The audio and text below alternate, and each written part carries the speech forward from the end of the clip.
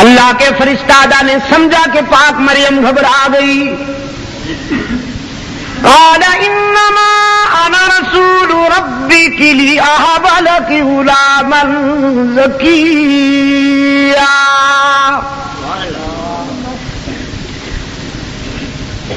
فرشتے نے تسلی دلائی. حضرت مریم سے فرمایا گھبرائیے نہیں، میں ظالم نہیں، بد کردار نہیں، میں تو اللہ کا فرشتہ ہوں، اس کا بھیجا ہوا ہوں، اور آپ کو بیٹے کی خوشخبری دینے آیا ہوں. بیٹا یکنشد دو شد، ایک تو تم کہتے ہو میں اللہ کا فرشتہ ہوں اور پھر کہتے ہو بیٹے کی خوشخبری. انا یکون لی غلام ولم یمسسنی بشر ولم اک بغیا. بیٹا کیسے؟ آج تک مجھے کسی غیر محرم نے چھوا تک نہیں، اور میں بد کردار نہیں ہوں، میری شادی نہیں ہوئی، میرا نکاح نہیں ہوا، بیٹا کیسے؟ فرشتے نے فرمایا کذالک، اللہ نے کرم کرنا ہے، ہوا علیہ حین، اور اس کے لیے یہ بات کوئی مشکل نہیں. اذا اراد شیئا ان یقول له کن فیکون.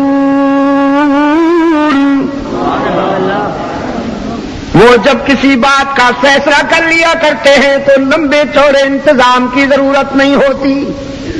کن فرماتے ہیں ہو جاتا ہے. کن فرمایا آسمان سج گیا، کن فرمایا زمین بچھ گئی، کن فرمایا سمندر موج زن ہو گئے، کن فرمایا دریا متلاطم ہو گئے، کن فرمایا ستارے چمکنے لگے، کن فرمایا سورج کرنوں کا سرمایہ لے کر آ گئے، کن فرمایا چاند چمکنے لگا، کن فرمایا صبح کو سویرا اور راتوں کو اندھیرا مل گیا، کن فرمایا فاجاء المخاض إلى جذع النخلة.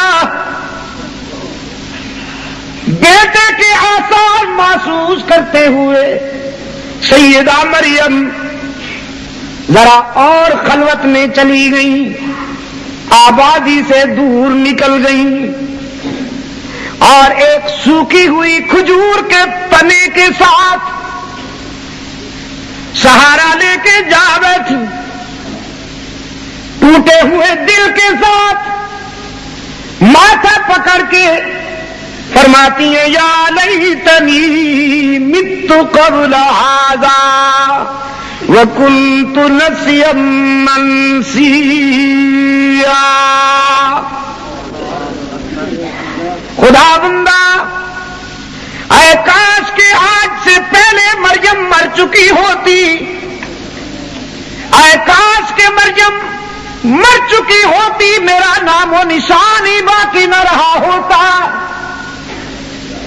نکاح سے پہلے بچہ ہوگا، قوم کو کیا منہ دکھاؤں گی، کس کس کا منہ بند کروں گی، کس کس کے آگے صفائیاں بیان کروں گی.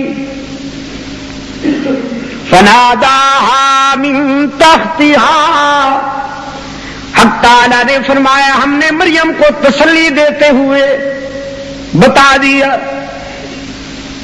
آبادی میں جانے کی ضرورت ہی نہیں، بس تم یہیں بیٹھی رہو، اگر پیاس لگے قد جعل ربک تحتک سریا،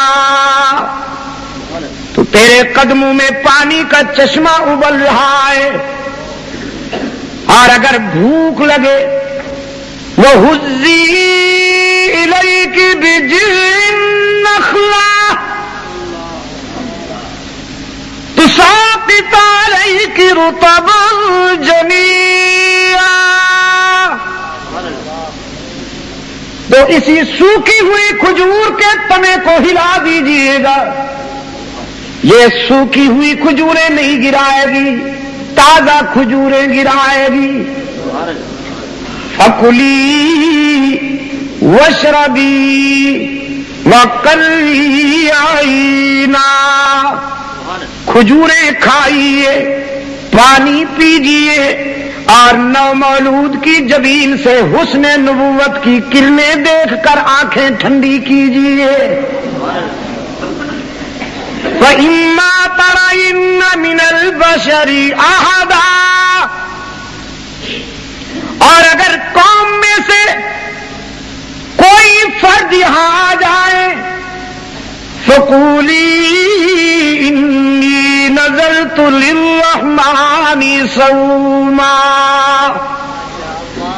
تو کہہ دیجئے گا کہ میں نے تو بولنا نہیں. فَلَنْ أُكَلِّمَ الْيَوْمَ إِنسِيًّا، میں روزہ دار ہوں، میں نے تو اللہ کی نظر مانی ہے. انی نذرت للرحمن، کس کی نظر مانی ہے؟ پشاور کے روشن ضمیروں، پشاور کے روشن ضمیروں، خدا کرے زندگی کے سفر میں کبھی بھول نہ جاؤ. یہاں بھی بتاؤ، حشر میں بھی خدا کے سامنے کہیں گے نظر کس کا حق ہے؟ بعض حقوق ہیں نا اس کے خاص، بعض حقوق ہیں جو اسی کے لیے خاص ہیں. ان میں اگر کسی دوسرے کو شریک کیا جائے تو وہ ناراض ہوتا ہے. یار لوگ کہتے ہیں دوسروں کو شریک کرنے سے تو وہ ناراض ہوتا ہے، لیکن اس کے پیاروں کو شریک کیا جائے تو پھر ناراض نہیں ہوتا. کچھ سمجھ میں آئی آپ کی؟ دوسروں کو شریک کیا جائے تو وہ ناراض ہوتا ہے، لیکن اگر اس کے پیاروں کو شریک کیا جائے تو وہ ناراض. اب ایک جواب تو ہے علمی، ایک جواب ہے منطقی. علمی جواب نہ آپ سمجھ پائیں گے، اور نہ میں سچی بات ہے کہ کوئی اتنا لمبا چوڑا عالم ہوں، یہ تو علماء دیں گے. میں منطقی بات کر دوں، حالانکہ منطق بھی ایک علم ہے.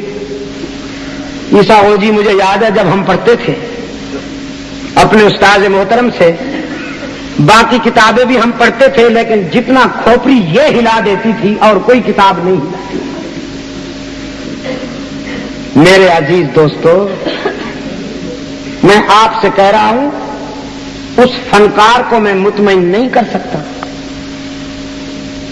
جس کی اس لیے جیبیں بھر دی گئی ہیں کہ قوم کو لڑاؤ، اس کو میں مطمئن نہیں کر سکتا. آپ سے کہہ رہا ہوں یہ کہنا غلط ہے کہ اگر اللہ کے پیاروں کو اس کے حق میں شریک کیا جائے تو وہ ناراض نہیں ہوتا. سراسر غلط ہے. بالکل اسی طرح جس طرح کے خاوند اگر اپنی بیوی کے ساتھ اپنے کسی دوست کو اس کے بستر پہ دیکھ لے تو کچھ نہیں کہے گا، چونکہ میرا دوست ہے. ہر بیوی کے لیے ضروری ہے کہ وہ اس کے والد کا احترام کرے، اس کے بھائیوں کا احترام کرے، اس کے عزیزوں اور رشتہ داروں کے ساتھ حسن سلوک کرے. لیکن ایک خاص حق ہے جو خاوند کے ساتھ مخصوص ہے. اگر اس حق میں وہ اپنے خاوند کے دوستوں، یاروں یا بھائیوں کو بھی شریک کر لے تو خاوند کی غیرت برداشت نہیں کرتی. اسی طرح پر خدا کا بھی ایک حق ہے. بے شک انبیاء اور رسل سے تعلق ہو، اولیاء کرام سے محبت ہو، صدیقین و شہداء سے عقیدت ہو، لیکن عبادت کا حق اللہ نے اپنے لیے مخصوص کیا ہے.